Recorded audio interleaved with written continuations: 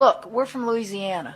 We like sparkles, we like diamonds, we like Mardi Gras, we like to eat, and we like to party. Look, we're from Louisiana. We like sparkles, we like diamonds, we like Mardi Gras, we like to eat. Say this, you probably felt like royalty tonight, am I right? Felt like royalty tonight. But if you want to be real royalty in the state of Louisiana, you got to bring us home another national championship. Come on in. All right, Coach, we have a proclamation for you. This is on behalf of the city of New Orleans. Coach, we wish you all the best as the new coach at LSU. We love you. We're going to be backing you. Go get them. We need you. We need that national championship. Next year, let's be celebrating a national championship. Let's go Tigers! We love you, Coach.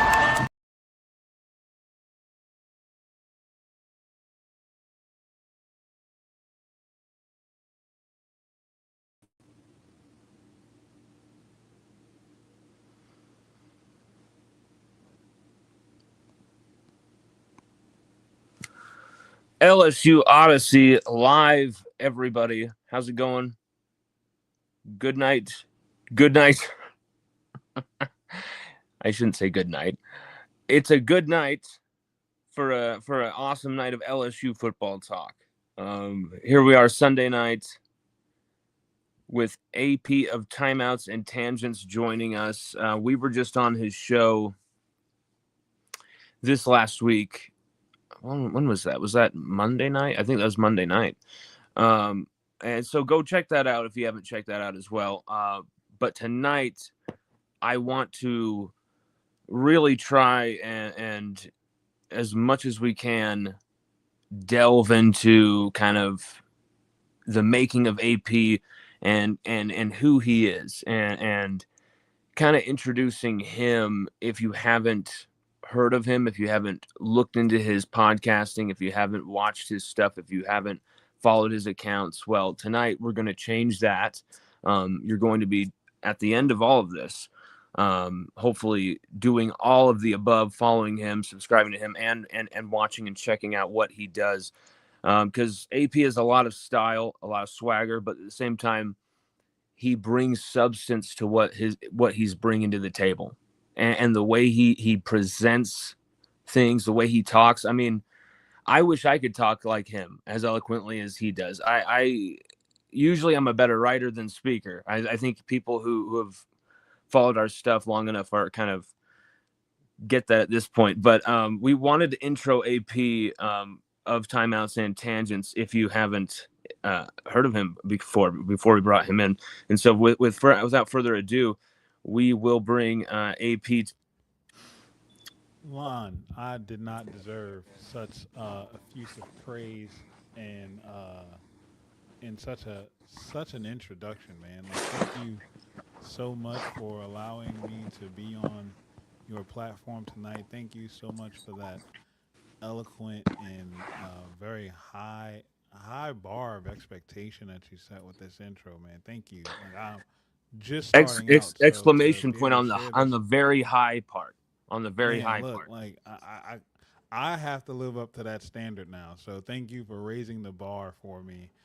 Again, I challenge myself to be better than yesterday every day I wake up, and like getting that type of credit and adulation from someone like you. As you see, my son crawling behind me, trying to stay out of the shot. What up, G What's Moose? up? What's up, my man? Hey, it's all right. He can't hear. I got my headphones in. what's But up? nah, you good, man. So I just want to say, like, thank you again, Lon. Like, I've been following you for the longest. So being able to have you on my pod the other night was a tremendous accomplishment for myself. And then getting to know you through that episode was definitely comforting, and it definitely been able to build a bond that I didn't think that I was ever gonna get. So thank you so much for that, man. I'm so excited about tonight. What up, G Moose? What up, baby? This is also great for us to get other voices that matter in the LSU community on the show, because your voice absolutely is rising, and a voice that is, as we just found out tonight, very well in demand. And And so we'll jump right into it since we have limited time. AP, I really wanted to find out what part you're from Louisiana, right? Yeah, I'm from New Orleans, And born and raised. you're New Orleans born and bred. That's okay. Yep. And who had the biggest LSU influence on you? You'd say. Honestly, I'd probably have to go back to like I told you on the pod. It was the Kevin Falk days and the Herb Tyler days. Like like I told you, growing up in New Orleans, having gone to private school my entire life, from Holy Name of Jesus Elementary School to Brother Martin for high school, being the only black kid in most of the classes that I was in, seeing a guy like Herb Tyler play quarterback at LSU meant a lot to me because black quarterbacks in the late 80s, early 90s coming up as a kid was not a thing. We were ostracized to being not intelligent enough or just too athletic to our talent and athleticism had to be used in other areas of the field. Yep. So seeing LSU take that chance on Herb Tyler and allowing him to not just be the guy, but actually be himself while being the guy it spoke volumes to me. So teams like LSU and Florida State with Charlie Ward were Yes. critical impressions on my football fandom and my love for the game at such an early age. So I know LSU wasn't, like literally the best of the best coming up, but my Louisiana pride will always outweigh everything because this is home, and I'm from Louisiana, so I'll talk bad about Louisiana because this is where I'm from.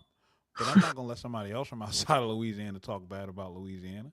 It's like me talking about my family. Yeah, I can talk about my family. That's my family. But let somebody else talk about my family, then we gotta fight. Absolutely. That's absolutely understood. And that's pretty much human nature at its core. I'm also thinking like who in your family like had the biggest influence on you, like being an LSU diehard. Like who was Nobody. the who? Oh, really? Nobody. Yeah. So growing up, most of the men in my family were either died when I was at a young age. So I don't know who my father is. My grandmother and grandfather particularly raised me, and they were both gone by the time I turned. By the time I was 13 and in eighth grade, all of my other older cousins and siblings were either in jail or not around. So I grew up around mostly women.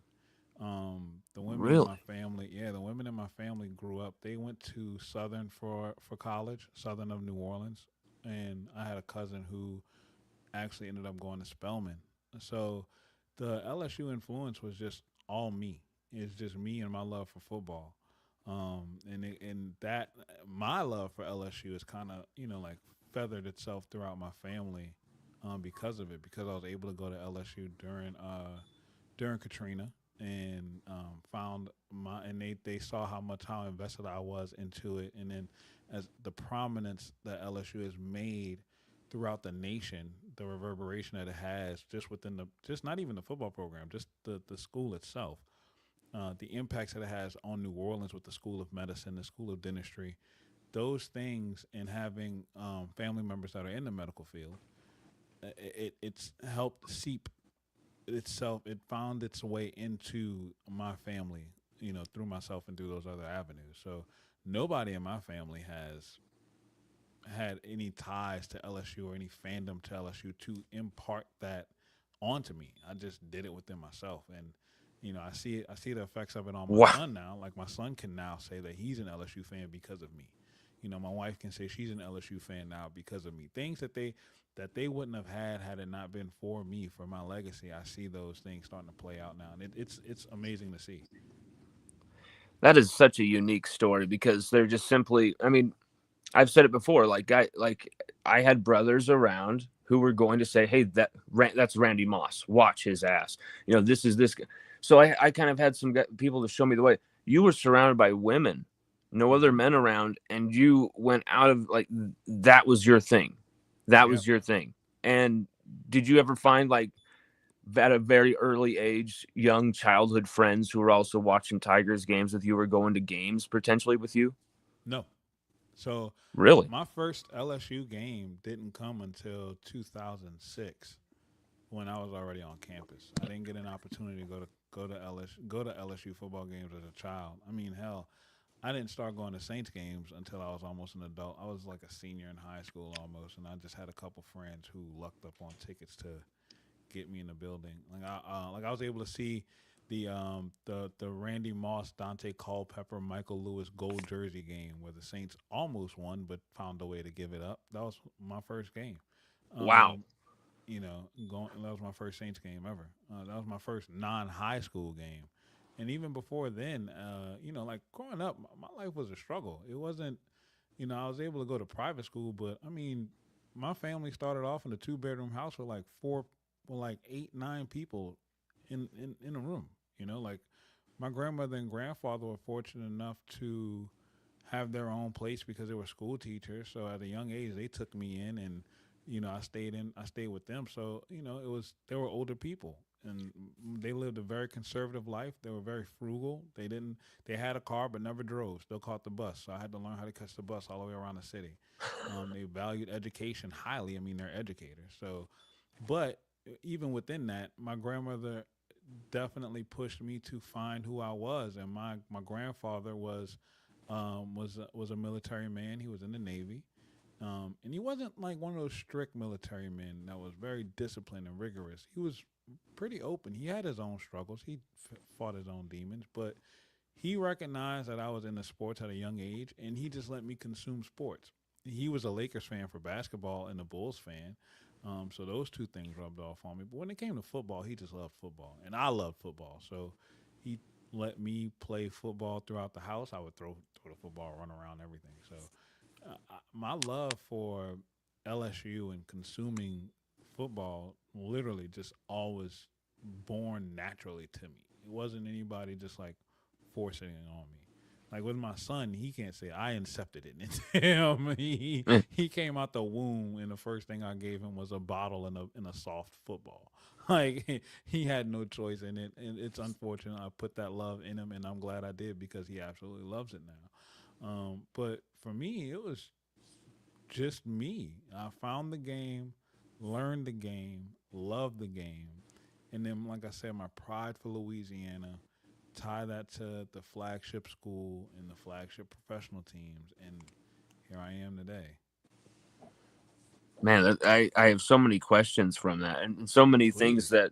that made me laugh because that's I mean my grandmother who was widowed when we started going over there and kind of came of age because we lost our grandpa before I was even born.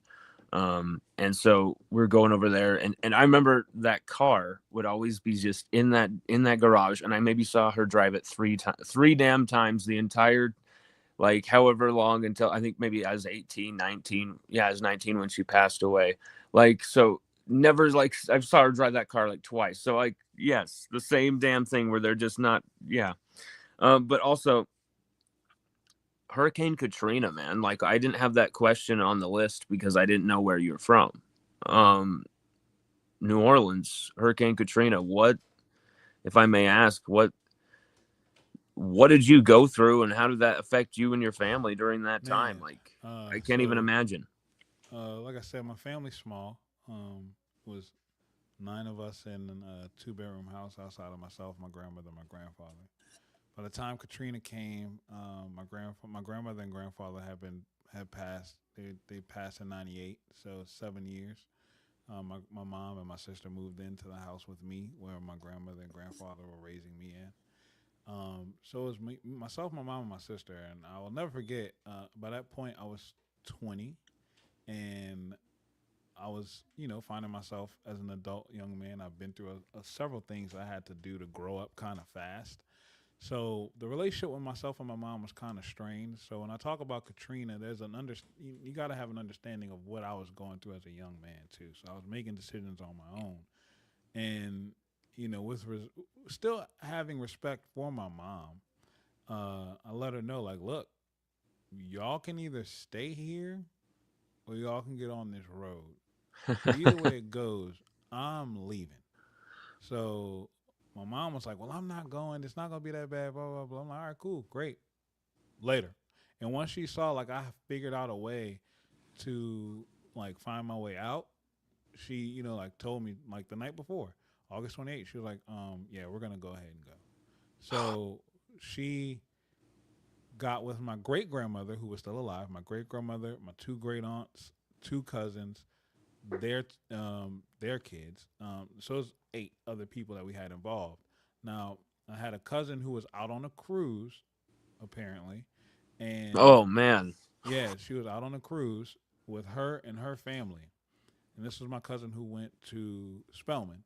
right in the The path rest of of the them, hurricane. yeah, they were in the path of her. They got diverted on the boat and had got diverted to Galveston. My That's some other aunt, scary shit. my other aunt who I'm very close with, she's a nurse.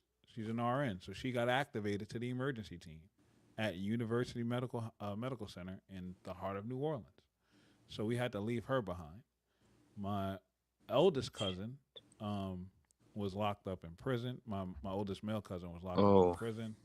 oh So man, he that's was that's up. that'd be your worst nightmare too. He was upstate. He was upstate. So my great grandmother, my great aunt, and my other cousin, and her two kids. My other cousin and her two kids originally didn't want to. They didn't want to leave. So it took a lot of convincing up until the final hour for them to say, "Okay, yeah, we're gonna go." We all pile into 2 cars. Um, my mom started driving first, and we were going to Houston. My mom made it to Baton Rouge and tapped out. After that, I had to switch and I started driving. And 16 hours later, we made it to Houston. And what's crazy, my best friend who stayed right around the corner from me, the morning Katrina, well, the morning Katrina hit that night, made landfall while we were on the interstate. But that morning was when the levees broke. And I called my best friend. I woke up. They woke me up in a panic because we're in a hotel room. And my mom woke me up and she was like, "Oh my God, Anthony, you're right, you're right, you're right." And I was like, "Right about what? Like, what's going on?" She was like, "The levees have broken, the city's flooded." And I panicked. And I called my best friend who was right around the corner with me, who was supposed to leave. And it's hard for me. I'm getting emotional because I'm thinking about it. When I called him, cell phone wasn't working, so I called his house phone, and I was like, "Yo, what's up? Like, how are you and your family making out? What's going on?" He was like, "Well, the street is flooded, and the water Oh, starting to come into the house. Now, picture this: his house is elevated. It's elevated 3 feet off the ground, and the okay. water is already starting to come into his house off the street. His house sits 7 feet off the street." So all that water is starting to not just come in, but rush in. Ooh. And he's telling me, unfortunately, we found a guy who has a boat who's coming up to the house to get us out the house right now. So I'm good for the most part, but I still got 2 family members who are away. My aunt is locked up in UMC, and then my cousin's on this cruise in the middle of the damn Gulf, and we can't really get in touch with her. Well, once they finally get the boat back to Galveston, my family doesn't know anything about Texas. I had to make my way to Galveston to pick up her and her family. In the meantime, once she gets in the car, we start looking for her mom, because by this point it's been several days that the hospital has been without power and we can't get in contact with her. Well, by random happenstance, I want to say like a day and a half or 2 days after I got my cousin and her family from Galveston, they call us. My aunt calls us and lets us know that she snuck out and made it to Lafayette by pure stroke of luck. She, some of the nurses were like dropped off on the bridge on the interstate, and they had an ambulance leaving out the city. And one of the nurses that she was with knew the driver of the ambulance, piled them all into the back of the ambulance, drove them up. I think it was to either Baton Rouge, and then they had to take another ride out to Lafayette, and then that's when I drove right back to Lafayette, got my aunt, and brought them back to Houston. At that point, that's when my my cousin and myself decided that we were going back to Baton Rouge, and I was going to actually enroll. I was supposed to enroll in LSU in 2005 anyway, transferring out from UNO. So it just kind of worked out, but didn't want that to be my first LSU experience coming off of Katrina. So Katrina it wasn't as dramatic as some people, and I'm blessed for that, but it still was a stressful moment. Like my If it house. weren't for you, man, if it weren't for you, like making that move, Yeah, you were the one who convinced everybody in the story you literally, just told me. You literally. saved lives, dude, by making that decision. Because I mean, you guys were right in the heart of it. Yes, like the house that my family grew up in ended up having 6.5 feet of water in it. Furniture was completely flipped, tossed over. Like my great grandmother had like this beautiful old fashioned china cabinet with expensive china. When we got to the house after they let us back into the city just to kind of view things, I had to bust through that door with that china cabinet in the front room. And mind you, that china cabinet was about 25 feet back from the front door. So, like, the entire house was flipped. It was Whew. insane to see, man. Like, and that was just that house. Like the house I was living in with my mom and my sister. Fortunately, it was a high elevated house. It's a 2-story house. We had a basement and an apartment downstairs, and we stayed in the above portion of the house. But the basement part of the house had 6 feet of water in it. So the upstairs part was fine, but the basement was completely demolished. It was a mess, man. Oh, and how long do you think in years or even months was it until you guys were kind of fully recovered, like financially or with the house from it? But obviously that is stuff that stays with you for life. Never, because once my cousin who went to medical school and went to Spelman, once we made the decision to go to Baton Rouge, my family didn't want us to split naturally. So they all decided to come to Baton Rouge with us. Well, a couple months after that, my aunt died. Literally, like Katrina happened in August, my aunt died in October, and so we had to deal with that. Damn. And then 2 years after that, my great grandmother passed, and it was like it was rough, man. We are still feeling the effects from that as a family. Will I say that like financially we recovered? In a sense, yeah. I mean, we've been able to move on. Nobody's like throwing piss out of a window. Excuse my language, but like we got roofs over our head. We're paying our bills. Things are settled in, but the mental grief is something that you never really get over. You just you learn to live with it, and we're doing we've done a lot to come far, and there's a lot of repairing that we've done as a family to fix from those situations, because being thrust in moments like that can break you down. And we had a lot of damage that we didn't realize that we were dealing with from that. And we're starting to make those strides to get everything back together and get everything in order. Man, so much respect for you and the stuff you've been through and how you've handled it, and also just, I mean, having the foresight and the will to not listen to everyone else and the kind of indecision and the confusion, and in that moment be like, I'm going to get the hell out of here, and I'm going to take as many people with me. You saved lives of people in your family and other people connected. It's an incredible moment that you had there, but right in the moment of the worst type of adversity that you'll hopefully ever face. Yeah, and see, I don't want to look at it as I saved anyone, because I'm not gonna lie, I was also willing to not save them too. I did my best to convince them and to make sure that they saw like how serious I was, that this wasn't something that we needed to be playing with. And I was Yeah. comfortable with the idea of leaving the city and not taking anyone with me, because most of my life was me figuring things out on my own at that point. So I'm used to y'all not being around. I want y'all to leave for our whole family, because I think it would be better for everyone. But Yeah. also at the end of the day, like I still have to make the best decision for myself. And that type of mind, that type of mentality can get you into a lot of dangerous spots too. Absolutely. Oh well, you mentioned this guy before, and I'm wondering if you've basically already answered this question. It is So Herb Tyler is that LSU Tiger, that single LSU Tiger that really solidified your love for LSU. Yes. Herb Tyler, 14.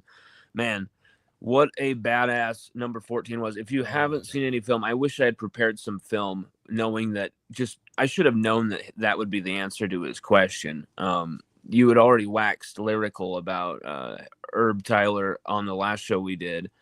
The dude is so like he is so incredibly underrated. His numbers aren't sexy in like a No. 2026 sense, but if you look at it through the lens of like The how time, many the era. touchdowns and people, yeah, how many touchdowns people threw for or rushed for back then, um man, he was sick. He was sick. And how many rushing touchdowns the running backs were getting? I mean, they were just getting everything at the time. So Right. It quarterbacks was were getting like 18 or 19. There was years where people are like Aikman was the best quarterback in the league and threw for like 19 touchdowns. It's like, yeah, right. it's a 19 different touchdowns league. to 12 picks.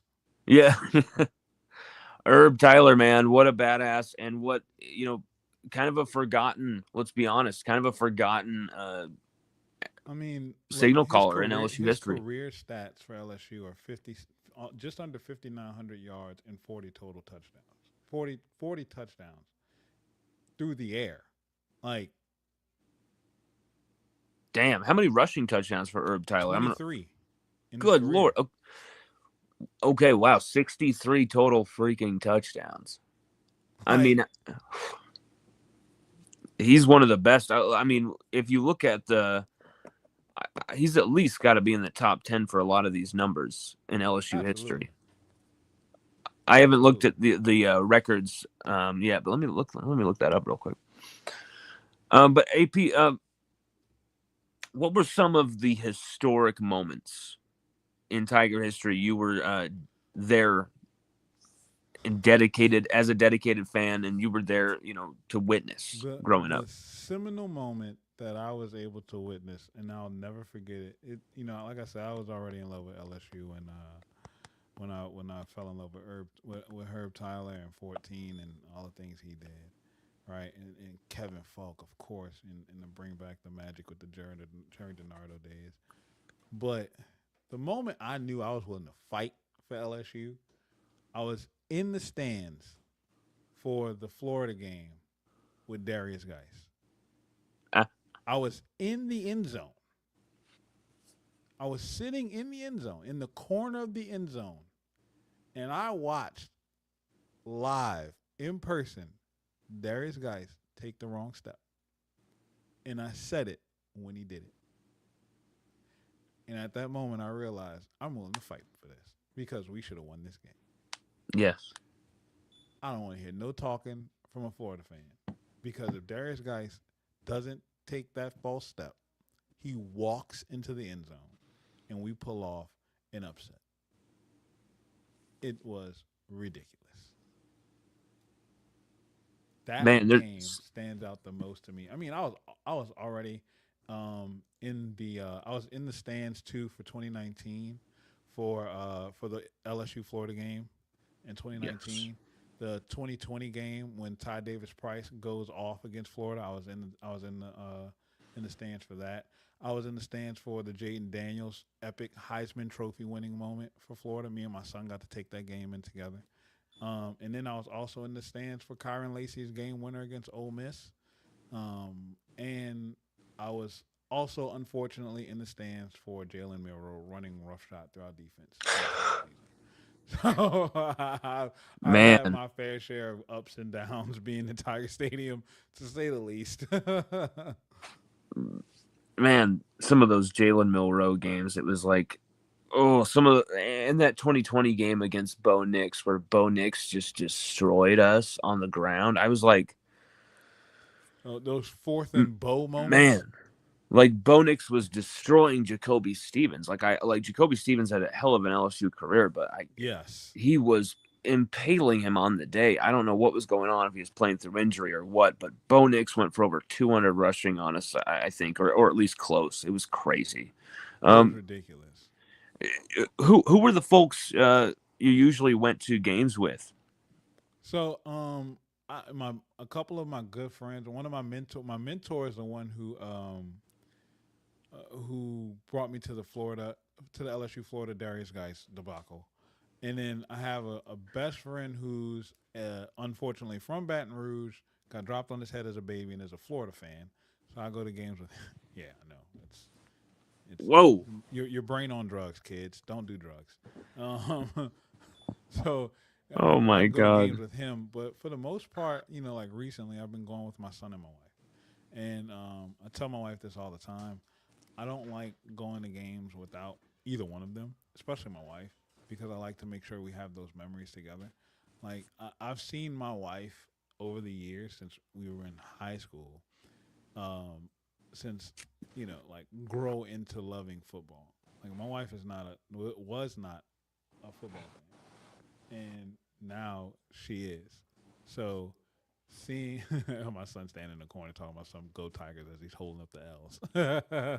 It's a Yes, beautiful thing sir. to Yes, see, sir, man. my man. So, Yes, sir. so seeing her love for football and then her knowledge of the game grow excites me for her to come to these games even more so, because now she's calling out penalties, she's recognizing plays, she's recognizing missed assignments. It's a beautiful thing to watch. So, like earlier this year when I started the podcast, she was like, you should get your season tickets again. And I was like, yeah, but we kind of can't afford that right now. She was like, well, we could afford one. We could get one season ticket. Because that way you could go to the games, and that'll help you cover that'll help you with the podcast. And I was like, you know what? You're absolutely right. I said, but You are such a lucky man. bruh, I am truly blessed. And I said, you're right. I said, but at the end of the day, I don't like going to the games unless you're with me. So what am I doing? I'm gonna sit there. Yeah, it's gonna help the podcast, but at the end of the day, I'm not gonna get anything out of it because I'm gonna be thinking about you, missing you the entire time, like sitting there by myself. So I'd rather watch the game at home with you. Reach out to a couple people who were around Tiger Stadium, get the feel for the vibes out there, or maybe we go tailgate and watch the game somewhere else. Like there are options. We can always do things. Like that's the beauty of being an LSU fan. So, but we'll figure all that out though. But man, I love being able to have my wife immersed into this with me. Dude, like as supportive as Chelsea is, and she's incredibly supportive, goes above and beyond to give me the time to do this. Like she has zero, like she gives zero shits about LSU. She loved when we saw the locker room, and she loved meeting the people, and she loves the people that we've met. But as far as the actual game of football, she could give a fuck. Like she's like, who gives a shit? So lucky man, dude. Like lucky man in that respect. But AP,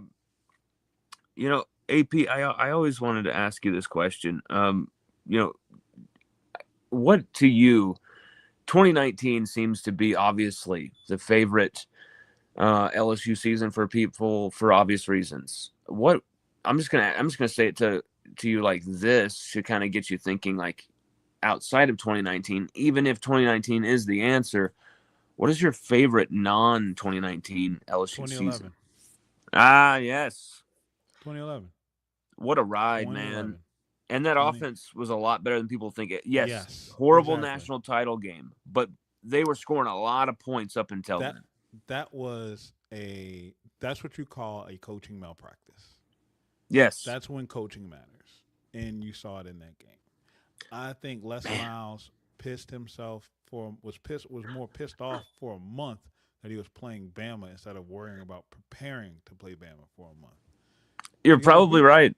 if we play Oklahoma State like we're supposed to, Yes. we blow the doors off of them without a question, and everyone knows that. But that 2011, and I'm gonna tell you why that team is my favorite outside of 2019, because unlike the normal fan, I like defensive struggles. I Me love too. a defensive struggle, and I'm gonna tell you why. Because it pulls you in. Like the one missed block, one drop pass, one bad punt can literally cause you to lose. That 2011 team gave you everything. It was a complete team.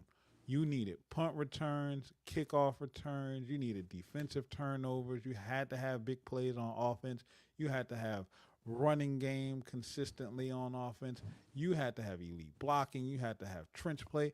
You couldn't have a more complete team than that 2011 team.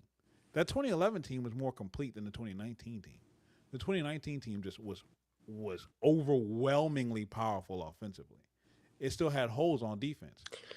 Ole Miss was able to take advantage of it, and one of the team's Achilles' heels for 2019 was the fact that it would score too fast and wear out an already kind of limited defense. Yes, I said that so many times at the time. Like, dude, we're scoring way too many quick fire touchdowns. We're sending our defense out there for so many more drives, and people are, who gives a shit? What are you talking? I'm like, that's why we're winning 66 to like 33 against Vanderbilt. Right. You know, that's why we're winning 58 to 30, whatever, and allowing John Rice Plumlee to go 300 on us. Right. We could have easily won games 42 to 17 or 38 to 10, 38-21, you know, but instead we're scoring 66 points and putting up 572 yards of offense, but the time of possession is even because we keep running the defense right back out there. Like, was there ever a thought that we were going to lose? No, because no team could have kept up with that offense. But John Rice Plumlee and Lane Kiffin played that team the way that you're supposed to play that team, along with Florida. Florida played that 2019 team the way that you're supposed to play that team. I mean, I'm looking at it right now. The box score 58 to 37 against Ole Miss. That game was close, and in the second half, it was just tit for tat. We shut them out in the first quarter, and in the first half, it was 31-7. But the third and fourth quarter, you gave up 30 points, and you only scored 27. And that was madness. And Kiffin was still at Florida Atlantic, actually, but I'm sorry, that wasn't. Who was it? Kiffin. Who was it at Ole Miss? Who was the Ole Miss coach? And by the way, Herb Tyler, 6th all-time in passing touchdowns at LSU. Mm-hmm. Herb Tyler is also 8th all-time in passing yards at 5,876. So he's quite formidable. He's up there. Herb Tyler's 6th all-time in passing touchdowns at 40. I mean, damn. What a player. Bro, it was Matt Luke. That's who the head coach was. Matt Luke. Oh, my God. Matt Luke. What a name. Matt Luke. The most forgettable head coach in history. Absolutely. Because even I, for a second, was like, that was, Kiffin, yeah. And then I thought it was Kiffin, too. And then I'm like, wait, Kiffin started in the pandemic. He started in 2020. And I talked about that on my pod, how 2020 was his first season at Ole Miss. But the fact that they were putting up numbers like that, like you could deceive yourself into believing that it was Lane. Absolutely, that was just and we had a very injured defense. Delpit playing with one ankle. Rashard Lawrence was hurt. God, who else was hurt? There was a few guys. Michael Divinity was out most of the season. Patrick Queen was awesome. Stepped up. Was absolute baller into the level of a first round pick. And then, he's done pretty damn good in the NFL he has. I'm a big fan of Queen. If the Steelers released him and the Saints pick him up, honestly. Like I'm a fan of Queen. He's had some struggles and some whatever, but I'm a big fan of what he can bring. But so that 2011 team, man, that that's the thing, is that national championship loss was absolutely, I mean, what is that? That was one of the first nights I hung out with Chelsea, was watching that game. Me and her grandfather were watching that game. And her grandpa like leaves after like a half hour and goes, "Your team's gonna lose." And I'm like, "Yeah, Bill, I think you're right." And then I'm like, "No, he's not. We're only down 6-0, the old bastard. Like, how dare you, Bill? We're gonna come back." And then of course the old man was right. It was unreal what we could not do in that game. Um, AP, who is the most underrated LSU Tiger in the football program's history, in your opinion? Oh, in the history of the program. Oh man. I mean, there's so many. Guys like to forget about O linemen. A lot.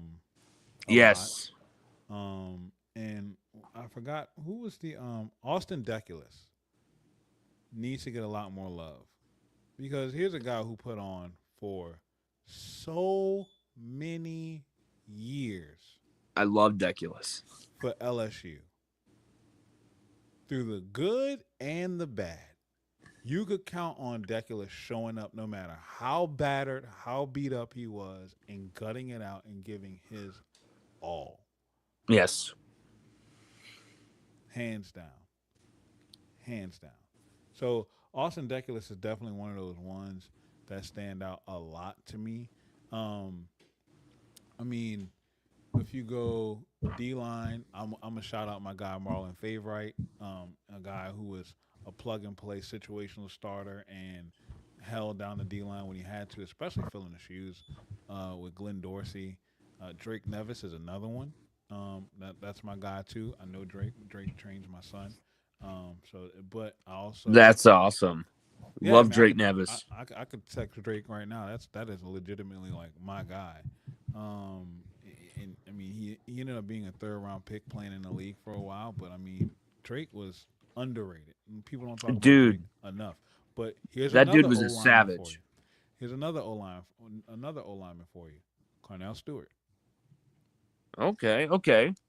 Wow. You're bringing out some really, I mean, Drake Nevis is someone I thought was awesome and got lost in the shuffle of that era because there was Mm-hmm. just all these other sexier names. Drake Nevis was a badass. You know, Yes. there's these players in these eras of LSU that if they had been in any other era would be the guy, but they show up in this era where they're in this like 3 or 4 or 5 deep in the position group, and it's just man, so glad that LSU didn't have the portal back then, so we could actually hang on to a lot of these guys. I mean, God forbid what would have happened if some of these guys who didn't play their first 2 years would have left, and we wouldn't have found out how good they would have been at LSU because there's some guys like that who kind of developed as they went along. AP, coming into recent times, since 2019, I've kind of wondered about this. LSU has really been headed on like a delayed kind of downward spiral, a few steps forward. You had an SEC title game appearance in 2022. You had that multiple 10-win seasons. You thought you were building something. You had a Heisman winner, a guy who really should have won the Biletnikoff, like really was robbed of that thing. Yes. Malik Neighbors became your all-time leading receiver as well. You've had 6 first-round picks in this era. You've got Chase Stingley from that left over from that 2019 team, but they stayed for at least a year. Chase didn't, but he stayed for the next team and then opted out, as we know. Right. Stingley played for the next year. And then Jane Daniels, Malik, Brian Thomas Jr., and then Big Will Campbell.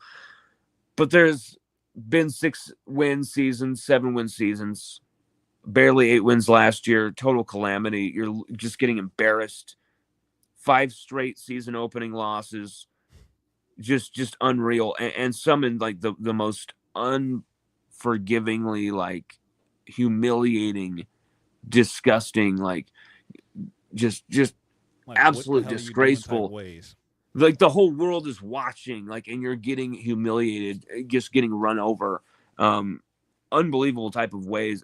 2022 to Tennessee, that game, the 2024 Alabama, and then the 2024 Florida game, how you should have beat a 4-5 team, and that 4-5 team beat you by double digits. 2025 A&M, of course, Oh, the lowest the point. 2022 A&M in College 2022 Station. A&M. You could bring up so many of the A&M matchups. 2024 A&M as well, where we get demolished. Why did LSU? And this is over two different head coaches. Why did LSU have this post 2019 crash out, and Culture. now under Kiffin, there's a feeling like we're just finally activating the progress, the mythology, and the power of that 2019 season, really cashing in on that and the 2023 offensive juggernaut. Culture. What do you think LSU scholars like you and I will say about I'm telling this you, era? it is the culture. Culture breeds success. And the culture that was left over was a culture of complacency. That 2019 team taught that staff that, oh, we could just roll the ball out there. Not even spot it. We could just roll the ball out there and we're going to be it. See, they didn't know how to manage the success that they had attained. And when the new staff came in that followed that 2019 staff that made all those accomplishments, they had success at other places. So they thought that they could Yes. bring in the same level of complacency and tie it with the brand who's elevated every single coach before them, right? They had the mentality of, I'm going to just show up, and because it's LSU, it's going to work. Well, no, it doesn't work like that. Th- this this school specifically will give you everything you put into it. It's going to give it to you. If you put in 110% effort, you're going to get 120% reward. You put in half-ass effort, you're going to get half-ass reward. Plain and simple. You can see Lane Kiffin in the early stages investing maximum effort, not just into the football program, but into the culture of the state. He's identifying with the people and the residents to breed a success that we haven't seen since Nick Saban. Because that's what's going to get him into the doors for these elite level recruits. It's not just a success on the field, because parents don't care about how many games you win. How are you going to take care of my child? What do you know about us and the things that we're dealing with down here? You're not from here, so how can you tell me about kids getting killed because they're going to a Mardi Gras parade, or trying to figure out where the next meal is going to come from, or what have you done to deal with loss of a teammate or a player to gun violence? Well, guess what? Unfortunately for Lane Kiffin, he can talk to all of that because now he himself has been a part of Mardi Gras, co-grand Yes. marshal of Endymion, first season. And he even admitted it last night. Never been to Mardi Gras before. He can deal with how kids have been struggling, trying to make sure that they're eating right, where their next meals are going to come from, what their work life is going to look, what their work life, school life balance is going to look like at LSU, because of the things that LSU offers that the school in Oxford didn't. And unfortunately, he can also speak to what it feels like to have to deal with the loss, the tragic loss of a player to gun violence. He dealt with that from a Yeah. kid that my son played with in high school. I think I remember you saying that in like a chat or something. Yeah, That's coming to my mind. Corey Adams, God rest his soul. And I get emotional every time I talk about Corey, because Corey was a kid that I knew personally, and I had a personal relationship with, that would come up to my truck and sit in the truck with me and my son and talk for hours just about life, who took my son under his wing. And when he committed to Ole Miss, as much of a non-Ole Miss fan I am, I still celebrated that with him.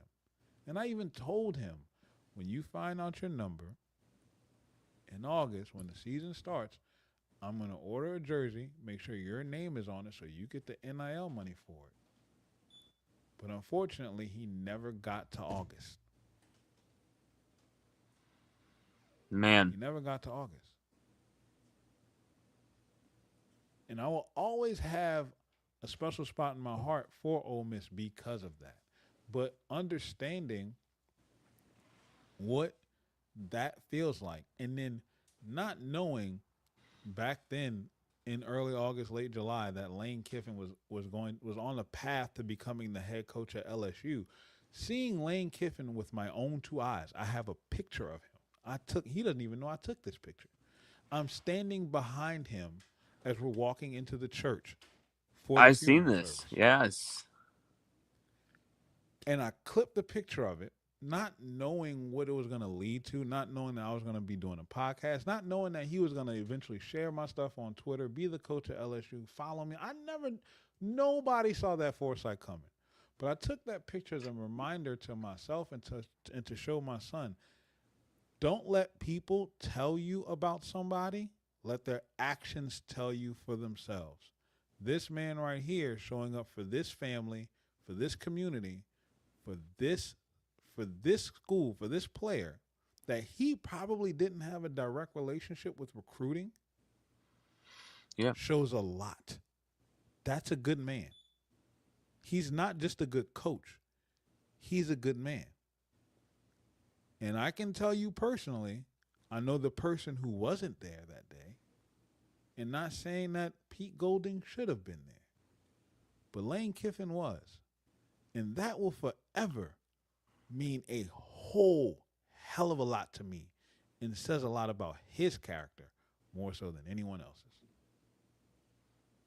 Absolutely. Well, I mean, that's just fantastic. I remember seeing those photos, and I remember being like, wow, because I remember your connection with it and just having some chills of like, okay, he probably didn't coach this kid. I'm looking at the timeline. Yeah, I probably didn't coach this kid, but he's like, okay, he still remembers that whole thing, still was invested in that moment. And, years have gone on. And I remember him bringing up that case maybe a few months back or something when Ole Miss was during the season, they were doing a tribute or something. Like, I remember him talking about it, and he spoke about it like, that young man was his own player. And I was like, I've never witnessed Brian Kelly even speak about like Jaden Daniels in this type of way, like with this type of warmth. And like, Jaden won a Heisman for his ass. So, and then you see him do it again when he does his press conference a couple weeks ago a week ago after the National Signing Day, and he talks about T.J. Dotery and the things that we from the public perception, well, what up, LaCobra? We from the public perception weren't privy to, and you can tell that this is a guy as a coach who takes his time out to invest into his players, into what they're going through and what they're dealing with. Like that means a lot to me. That speaks a lot to me. Like, I don't ever have to meet him a day in my life. Whatever people tell me about Lane Kiffin, his actions will always speak louder to me than anything else. Oh, God, yes. Y'all know, we all know about the same amount of information that all these other trolls and idiots on Twitter try to tell us. We all know the same amount. Nobody knows him personally, except for the people that actually know him. So we have to allow ourselves to look at his actions and how he's supporting his players and those closely around him to determine the character that he has. And when you judge that compared to the previous staff that we had here, it's night and day. And here's the thing: before Kiffin even came to LSU, AP, there was a few Tigers who went from LSU, transferred to Ole Miss when Kiffin was still the coach this last year. I asked them hey, what's it like? We're, playing for Lane Kiffin. I always was a big Lane Kiffin fan, so I'm like, what's it like, man? And every one of those dudes, and I think 2 of the 3 actually liked Brian Kelly. They didn't really have like a personal axe to grind against Kelly. They are all like, oh, dude, it's night and day. like the way that we're being treated. It's not as high tech or as up to date as LSU's facilities. It's kind of ho hum po dunk, but the way we're being treated, top notch. So I always knew that behind the scenes was that, okay, Kiffin, people can talk a lot of shit about him, but when it comes down to it, you know, he does love the media, he does love the attention, but he actually gives a shit. And there's people like Brian Kelly who maybe did not. What are your feelings on Brian Kelly, AP, and his tenure as head coach? A lot more left to be desired. I mean, you walk in the building as college football's most winningest head coach, right? You instantly expect that to translate to LSU, and nothing short of a national championship should have been the expectation. But you can also see that he didn't care to get a feel for the culture down here. No. He right out the gate with the staff moves that he made right out the gate. And like I tell everybody, we hired him, so we need to trust the decision making that he's making. Like, we can know that it's going to be wrong, that it can end up bad. Maybe he has something else up his sleeve. What did it for me, though, was not just making the changeover that he made, but him not being front lines on the recruiting trails in these high schools. So you can get rid of Corey Raymond, get rid of all the defensive staff recruiters like you had in Blake Baker, blow them out the door. Cool. But if you're not going to be the guy that's walking into these high schools and you're just leaving it up to Frank, you're screwing yourself. Embarrassing, man, because you see how Kiffin's doing it, and it's like, Kelly, all you had to do was literally so many stories I've heard, brother. So many stories I've heard, AP, where I'm getting calls from people who, some still with LSU, some not, who are behind the scenes on recruiting, on staff, some are on the recruiting staff, but equally told me stories about big time 5-star guys that we all know that we didn't completely missed out on, that just needed a meeting with Kelly, just needed a phone call with him. Just needed a phone call. I can tell you, I know for a fact that he wouldn't do it. That the number one cornerback in the state, Hayward Howard Jr., didn't meet with Kelly until it was too late. Yeah, and then he still had to go to Baton Rouge to do it. Like, absurd, absolutely ridiculous. His whole recruiting thing was he was the closer. Get the kids here, and he would close the deal. And then he wouldn't even meet it with them. And he wouldn't meet, right? Like getting them there around his schedule. Get out of here, man. Then that's the thing, man. Is that's what I think we love so much about Lane Kiffin. Is yes, okay. What if he has a couple seasons that are tough? I think we will be able to ride with him and support him more likely when we're seeing stuff like this. Look, we're from Louisiana. Okay. We like He's sparkles, just we like taking diamonds, photos. we like Mardi Gras, we like to eat, and we like to party. He's just taking photos with people. He's just doing autographs. But did you see Kelly do that once in 4 years? Not once. Not once. I mean, they're supposed to be having a meet and greet on Friday with some players and in Lane, and I'm thinking about going. Go, Dude, go. Just because. Absolutely go. If I'm in the state of Louisiana, I'm going to that. You go. But Brian, you got to go. Never did things like that. You know what I'm saying? Like that makes a difference. It also gives you insurance from the fans not turning on you. Oh, hell yeah. You know what I'm saying? Like, we will give you grace because you keep showing us so much love. Like, why do you think the fans were in the uproar when Edo got canned? Yeah. It wasn't because he was great. It was because Edo loved the culture. He was one of us, right? Mm-hmm. So if Lane is literally buying into this place, and you can see the more he's outside, the more he's falling in love with it, the more people are going to fall in love with him. And that's what Louisiana's like, man. That's why I'm like, I get depressed when I'm not there. I get depressed when oh God, I'm missing out on this. Oh God. because I remember going to Mardi Gras 2023 with we took my family there. My son was just barely, I think he was like he's maybe like 5 months old at the time, maybe 6, 7 months. Um, very little still at the time. We met a lot of people, did a lot of stuff, and had a lot of dinners with cool people associated with players and stuff like that. But then going to Mardi Gras, going to some of these big time restaurants that you've heard a lot about. Oh, we got to go to Paraines for the first time. We got to all these different Mike Andersons. Oh, what is it? Is it Finos. Rafino's? That Yeah. place was incredible. I love that Yes. place. Me and my dad went there. I think 3 times just in the space of like 4 days because we were just like, this is too good. We can't stop.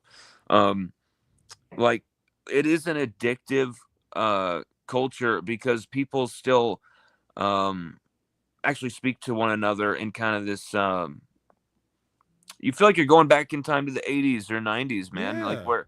where there's an openness to people. I was Right. worried. Me and my dad are staying at a hotel, okay, and I'm worried because I see my dad talking to a trucker, and if you had been in my situation you would have been worried too. The whole scene looked wrong, right? I go out there and they're like, "Hey, man!" Like everything is like they're just like about to go light up a joint together or something. It was like this is hilarious. Like I was worried my dad was like being all Trump supporter with this guy, and instead they're like all getting along and it's total harmony, and it's like, oh man, this is so like even my own dad is getting the Louisiana chill here. Like Yep. it is a very it's a very intoxicating place in many ways, many more ways than one. Um, AP, how much time do you have left? Well, I gotta. My wife just texted me. She's unfortunately at work. She had to work the parade for Bacchus tonight, and we both thought that she was gonna be working a lot later than what she is right now. So I need to go pick her up. And honestly, I'm kind of grateful because I had a little bit of a medical emergency earlier today, and I was supposed to go to the box today with my boys Paul and David. I got invited to a suite, but I guess I've been burning the candle at both ends. I had a little bit of a situation, and I had a little bit of a medical scare, but I'm good now. So feeling a little bit better. That's why Dude, I wasn't gonna stop this from stopping me from getting on here with you. Like I said, I've been too excited to push this back. I'm not gonna do that. we could have totally rescheduled, man. Like I your know. health comes first. You got me worried here, man. What's Nah, man, I'm good, man. I feel better now. I got some much needed rest throughout the day, and I'm up and at 'em. Like if I'll put it to you like this, my wife wasn't comfortable with me driving to Baton Rouge and driving back by myself, and understandably so. But she's comfortable enough with me driving to come pick her up, and I wanted to drop her off at work and come pick her up to show her that I was feeling fine. So I am good, and I want to thank Paul and David and Lakova for like their thoughts, prayers, and their concerns. Um, Look, I love doing this. I would sit here all day. I'll never forget Cobra, man, at all. Like never. Like I love you boys. Y'all are my baseball trio, man. Y'all get me through. Y'all getting me through this season, brother. Um, and look, we missed today, but fortunately, we got more games at the box, and I'm definitely gonna link up with y'all. So dude? That's the thing is I felt like there's something up, but man, get feeling better. Our absolutely thoughts and prayers are completely with you and your recovery, and just hopefully nothing more goes down. Keep us updated, brother. yeah, absolutely, man. And look, I'm gonna be jumping on with the Go team in a little while. Might be a little bit later since I gotta go pick her up in this mess of Bacchus traffic. But and I'm gonna call Daniel here in a second to talk to him about that. But I just want to thank y'all, man. Like, wouldn't be here without this, and I speak to it a lot. Like, there's something different going on in Louisiana. There's this bubbling sensation of unity, and I love it. Don't mess around and let LSU make the playoffs this season, which I think they will. And you're going to see this state come together like we've never seen before. It's going to be absolutely amazing. The vibes are high, but most importantly, I'm enjoying the community that we're building. And I appreciate all the support that I'm getting with this podcast because I'm just another guy turning on the camera and the mic and just sharing my thoughts and opinions. And I value the fact that you guys appreciate the opinions that I'm bringing to the table. And then we can do things like this, Lonn. And this won't be the last time. Like, whenever you want to jump on, let me know because me and you could go for hours, bro. And I love the conversations that we have because there's so much. You're a well of knowledge, especially with history of LSU. You can appreciate talking about those gems of players on in the lines of scrimmage, and not too many people can dig that up. And I love that, man. I love the work that you're doing. So you keep grinding too, man. Like you've inspired me, and I want to make sure that I keep ascending to the levels that you guys have set before me, and I break through doors and break down barriers and bring guys with me. So, Man, no. You are well on your way, man. You're an amazing dude, and you're giving me too many compliments, bro. AP, you're a man. You're the man, and get there safely, pick her up safely, and get back safely, man.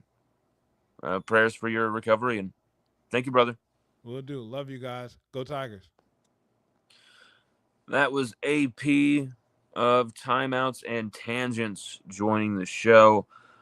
We didn't get to talk to him about the 2026 LSU Tigers. That's the thing is, I didn't expect us to get into Hurricane Katrina and stuff like that. I didn't know he was from New Orleans. We got into that because that was something that needed to kind of be talked about. I think I sensed that was something he wanted to share, and I thank him for sharing that those experiences with us because that was incredible. Some of the stuff I've heard over the years about people and what they've gone through and what they've been able to get through or maybe succumb to with Katrina is just nothing short of unfathomable, unbelievable, unimaginable, especially from someone in a landlocked state like myself. But it's just also the complete government abyss, zero help for the people from a state to a federal level. Like everything failed, levees built terribly, infrastructure was destructive and needed repairing, and so many state and local and federal just officials, just everything was swampus. And when things hit and when things broke, the floods began and a lot of people perished, and it's just one of the worst tragedies in American history.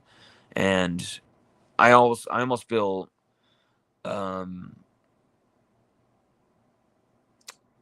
like weird talking about it because I didn't go through it. Like I feel like it was such a bad thing that happened, and such an unimaginable thing that happened where your home's destroyed, but then like you're losing family members, you're losing them in unimaginable ways. And then even after that, then the lawlessness that happened, no one from the federal government came in to help these people. The stuff that happened in the Superdome, like I feel like I too uneducated about it to speak on that. Maybe one of these days, I've always wanted to really kind of get into researching that and talk to the people who went through that and actually kind of come up with something that is the definitive kind of Katrina story. And it's just basically survivor accounts and just kind of a compilation of the survivor accounts. I think that would be something that would be absolutely unbelievable, and a way to kind of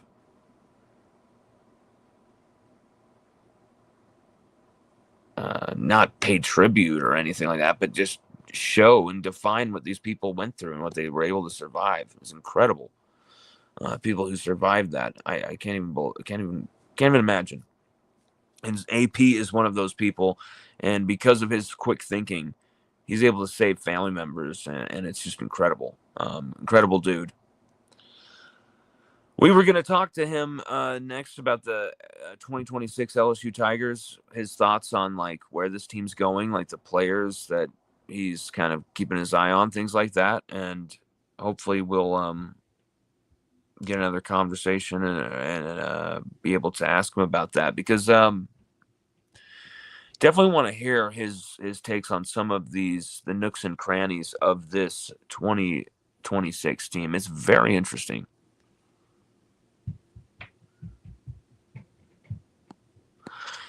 Paul, oh no, it's G Moose 67 says, it was brutal, man. I stayed here for the storm. I'll never forget it.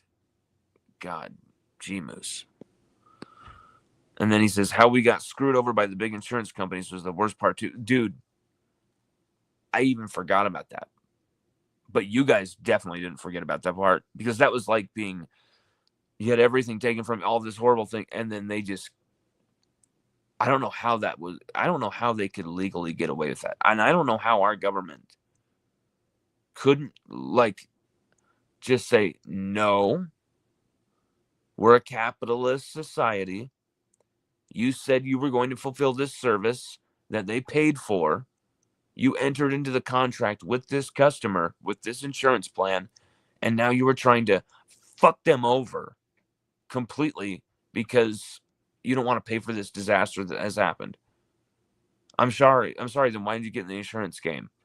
And I understand they don't want, the insurance company will fail. No, it will not. They can freeze their bonuses for a second,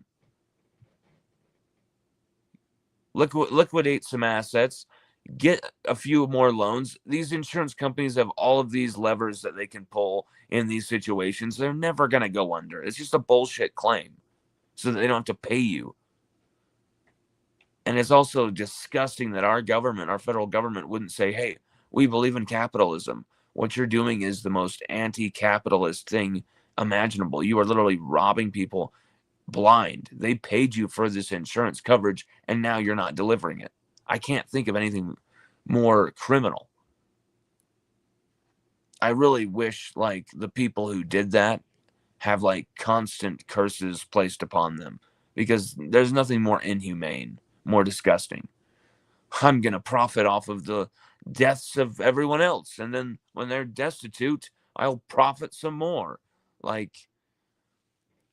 Sorry to go on a rant, but this is not about politics to me. This is about right and wrong, and it's kind of gross. And it just, you find yourself thinking about more things than just sports nowadays. As dialed in and as obsessed with sports as I am, there's a lot of stuff going on right now that makes you really wonder what the future of this country is, man. But well, that's above our pay grade. So we're not a pay grade. We're not paid at all. We're barely, ever since our Twitter account that had almost 10,000 followers, or I think it did have 10,000 followers. Either it had 10,000 followers or it was close. Ever since that account has been shut down, our audience has been severely limited. You're seeing only very limited numbers. And then once it hits our site and things like that, the numbers pick up. But we've basically been silenced and canceled on social media. And so if you want to help us out, and with the algorithm, if you want to help us out, if you believe in independent media and people like us, you like what we've done in the past or doing now, or especially what we could do in the future, definitely subscribe to the site, as well as a click here, a like here on the video. It's huge. It's a big deal for us. A retweet helps. A follow on Twitter help us rebuild that Twitter account. We do have Cody Warsham, who helped Jacques Doucet get his Twitter account back. Cody Warsham is on the case, and he's trying to help us hopefully get our Twitter account unsuspended and back into our hands, which would be great. But I kind of don't think that'll happen. So if you want to help us with that, would be great.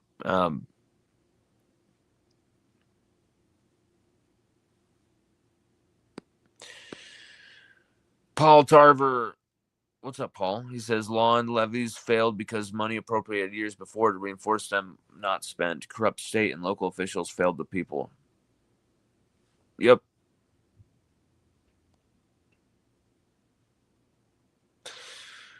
Absolutely, brother.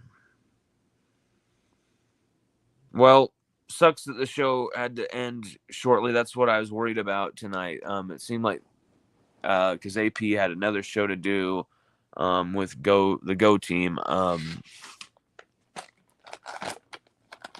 So I guess there's a scheduling conflict there. I was worried about it because I think this show is about to go to another level, but it's all good. We have some more stuff coming up soon. We have constant 2026 profile articles coming from on the site. Yes, they're not videos, they're articles, but we can do video or like read versions of those articles as well if you guys want. That'd be kind of like two worlds meeting together. Be very interesting. Anyway, everybody, have a good rest of your Sunday. Thank you very much.